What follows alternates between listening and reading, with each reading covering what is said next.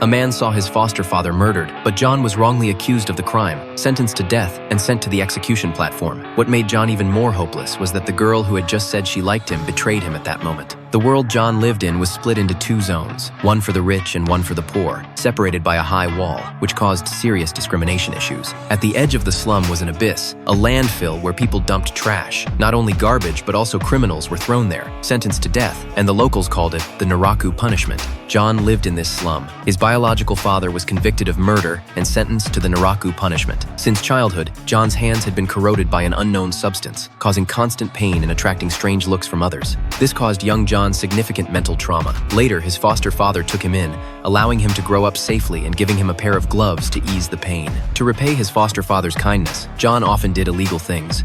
For example, he sneaked into the rich zone to steal their trash. The wealthy lived so extravagantly that they threw away things that were still usable, and John risked his life several times to collect this trash. Even so, John never stopped collecting this trash, as most of his income came from selling these scavenged items. That day, John found a rag doll and gave it to a girl named Anna, who was thrilled to receive it because she secretly liked John. Hearing Anna's confession, John was overjoyed and shyly ran home to share the good news with his foster father. On the way, he accidentally bumped into some police officers chasing a criminal. Luckily, the police were too busy to deal with John, and he narrowly escaped. But when he got home, he saw a masked man attacking his foster father. Even after noticing John, the masked man didn't stop and attacked again.